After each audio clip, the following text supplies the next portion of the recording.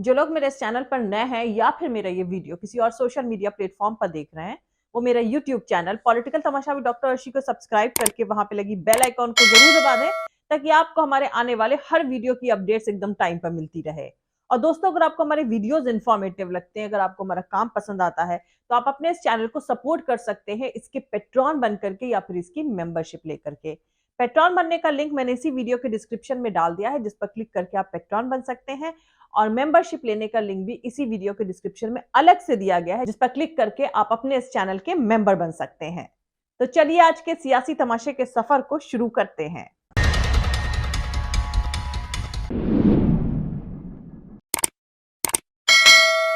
حتما میتونه قطع شریان‌های حیاتی رژیم صهیونیستی و روابط سیاسی و اقتصادی مؤثر باشه در جهت وادار کردن رژیم صهیونیستی به پایان این همه ظلم‌ها و جنایت‌ها.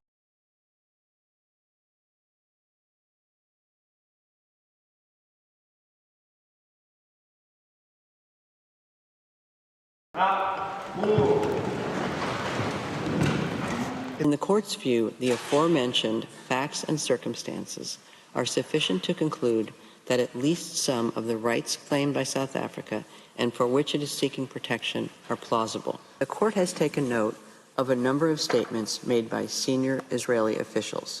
Minister Gallant stated, speaking to Israeli troops on the Gaza border, I quote, "I have released all restraints. You saw what we are fighting against. We are fighting human animals." Like every country, Israel has an inherent right to defend itself. The vile attempt to deny Israel this fundamental right is blatant discrimination against the Jewish state. Netanyahu, you can hide! We charge you with genocide! We charge you with genocide!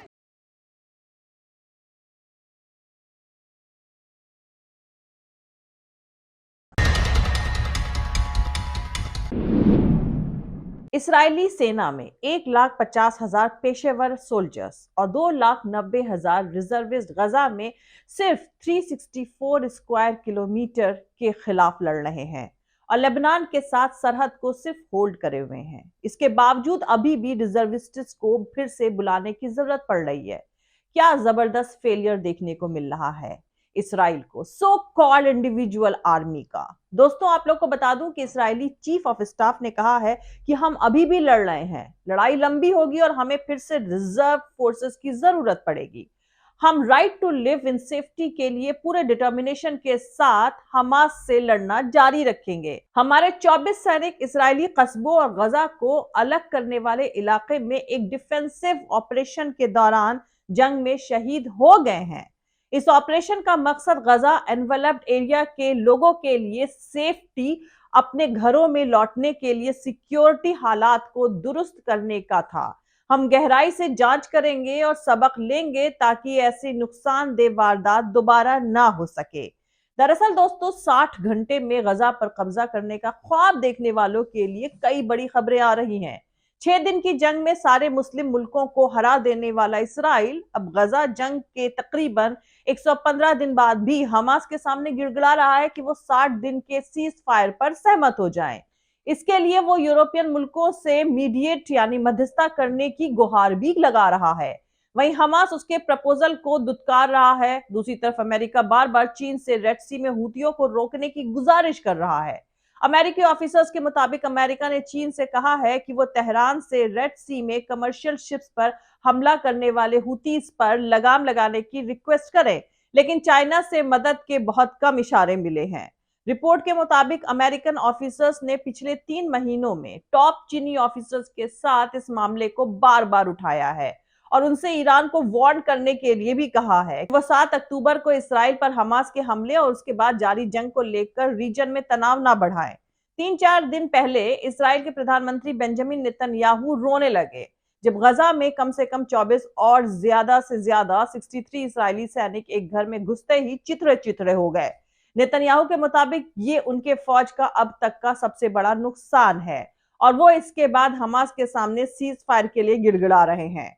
एक so called आतंकवादी organisation Hamas के सामने, जिसे चारों तरफ से Israel और America ने घेर रखा है, उस इलाके में किसे कितनी सांसें लेनी चाहिए ये इसराइल तय करता है। वो इसराइल अब उसी हमास के लड़ाकों के सामने सीज फायर के लिए गिड़गिड़ा रहा है। दरअसल इस्राएली सेना गजा में बुरी तरह से फंस चुकी है। वहां मौजूद सुरंगों में घुसते ही सुरंगें फट रही हैं और इनके सैनिक चिथड़े चिथड़े हो रहे हैं।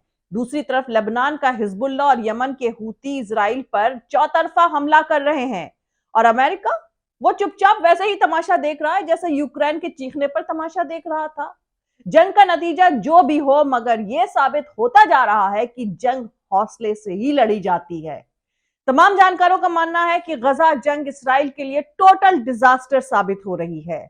नेतन्याहू हमास को खत्म करना चाहते हैं, पर यह जंग इसराइल को कोलैप्स कर सकती है। इसराइल की हरकतों का इंटरप्रिटेशन सिर्फ बदले के लेंस से ही किया जा सकता है, जिसमें ब्लड लस्ट साफ दिखाई दे रहा है।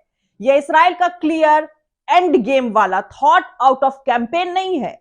जानकारों का मानना है कि हमास के साथ चाहे कुछ भी हो, गजा जंग अगले 50 सालों की कॉन्फ्लिक्ट की नींव पर रखी जा रही है, क्योंकि हर किसी ने देखा होगा कि इसराइल ने क्या किया है। और जो भी फिलिस्तीनी बच्चा जिंदा रहेगा वो बड़ा होकर एक ऐसा शख्स बनेगा जो अपना बदला लेना चाहता है। वैसे आप लोग को बता दूं कि कई वेस्टर्न नेता धीरे धीरे गजा नरसंहार पर अपना रुख बदल रहे हैं। अब यह बदलाव अपॉर्चुनिस्टिक होने के चलते हैं, ये तो वही जानते हैं कि वो इतिहास के गलत साइड पर खड़े हैं और वो जानते हैं कि फ्यूचर में वो भी नरसंहार के भागीदार होने के गिल्टी बन सकते हैं, इसीलिए अपना रुख बदल रहे हैं। या यूं भी कह सकते हैं, बेहद क्लासिकल कहावत है, the rats run away from the sinking ship, यानी डूबते जहाज से सबसे पहले चूहे भाग जाते हैं। वहीं कुछ जानकारों का मानना है कि इसराइल के प्रधानमंत्री बेंजामिन नेतन्याहू गजा की जंग को अगले 6 महीने तक खींचने की कोशिश कर रहे हैं और अमेरिकी एडमिनिस्ट्रेशन में इलेक्शन के बाद बदलाव का इंतजार कर रहे हैं। पर सवाल ये उठता है कि क्या नेतन्याहू इतना इंतजार कर सकते हैं? क्या इस बात का इंतजार हो रहा है कि इराक मेडिटेरियन सी को इसराइली जहाजों और सामानों के लिए बंद कर दे? जानकारों का मानना है कि जल्दी नई मिसाइलें और ड्रोनों का इस्तेमाल देखने को मिल सकता है। दरअसल पहले से ही हिजबुल्लाह सरहदों पर इसराइल के खिलाफ ज्यादा सोफिस्टिकेटेड रॉकेट्स का इस्तेमाल कर रहा है, जिसमें डिस्ट्रक्टिव कैपेबिलिटीज और ज्यादा है। अगर इसराइल जंग जारी रखता है तो आने वाले दिनों और हफ्तों में नए हथियारों की टेस्टिंग की इजाजत मिल जाएगी। वहीं दूसरी तरफ अमेरिका सीरिया से अपनी सेना वापस बुलाने की प्लानिंग कर रहा है। दरअसल सीरिया में कई महीनों से अमेरिका पर लगातार हमले हो रहे हैं और अमेरिकी सैनिक वहां बहुत अनसेफ हैं, क्योंकि इराक की तरह अमेरिका का सीरिया में सेंट्रल गवर्नमेंट के साथ कोई टाई अप नहीं है। दोस्तों, मीडिया रिपोर्ट में लिखा गया है कि 7 अक्टूबर को इसराइल के खिलाफ हुए हमले और उसके चलते गजा पट्टी में इसराइली मिलिट्री कैंपेन के बाद से पूरे रीजन में तनाव और दुश्मनी अपने उरूज पर पहुंच चुकी है। और इस तरह के पेचीदा रीजनल क्राइसिस को देखते हुए ये कोई ताज्जुब की बात नहीं होनी चाहिए कि बाइडेन एडमिनिस्ट्रेशन रीजन में अपनी मिलिट्री प्रायोरिटीज पर रिकंसिडरेशन कर रहा है। इसमें सीरिया से अमेरिकी सैनिकों की पूरी तरह से वापसी शामिल हो सकती है। हालांकि अमेरिकी फौज के फुल विड्रॉल का कोई पक्का फैसला अभी तक नहीं लिया गया है। डिफेंस और स्टेट डिपार्टमेंट्स के 4 सोर्सेस के हवाले से लिखा गया है कि व्हाइट हाउस अब उस मिशन को बनाए रखने में इन्वेस्ट नहीं कर रहा है जिसे वो अननेसेसरी मानता है।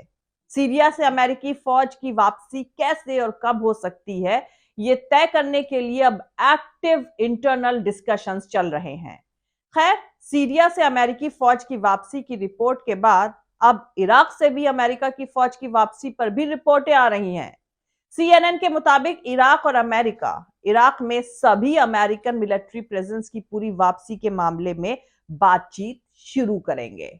वहीं तस्नीम मीडिया की रिपोर्ट के मुताबिक इराकी फॉरेन मिनिस्ट्री को अमेरिका से एक अहम पैगाम मिला है। इराक का कहना है कि वो जरूरी कदम की तैयारी करेगा।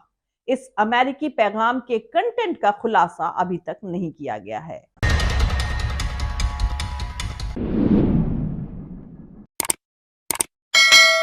तो आज के लिए इतना ही। मिलते हैं अगले वीडियो में किसी दूसरे नए सियासी तमाशे के साथ। जय हिंद, सत्यमेव जयते, अल्लाह हाफिज। दोस्तों, हमारा पूरा वीडियो और दूसरे और वीडियोस देखने के लिए हमारा YouTube channel political Tamasha with doctor Arshi को सब्सक्राइब करके वहां पे लगी बेल आइकॉन को जरूर दबा दें, ताकि आपको हमारे आने वाले हर वीडियो की अपडेट्स एकदम टाइम पर मिलती रहे। और दोस्तों, अगर आपको हमारे वीडियोस इंफॉर्मेटिव लगते हैं, अगर आपको हमारा काम पसंद आता है, तो आप अपने इस चैनल को सपोर्ट कर सकते हैं इसके पेट्रॉन बन करके या फिर इसकी मेंबरशिप लेकर के। दोनों का ही लिंक मैंने इसी वीडियो के डिस्क्रिप्शन में अलग अलग डाल दिया है। और आप हमें फॉलो भी कर सकते हैं हमारे ट्विटर यानी एक्स पर, हमारे फेसबुक पेज पर और इंस्टाग्राम पर। हमारा ट्विटर हैंडल है @arshi aziz khan। Thank you, मिलते हैं अगले वीडियो में।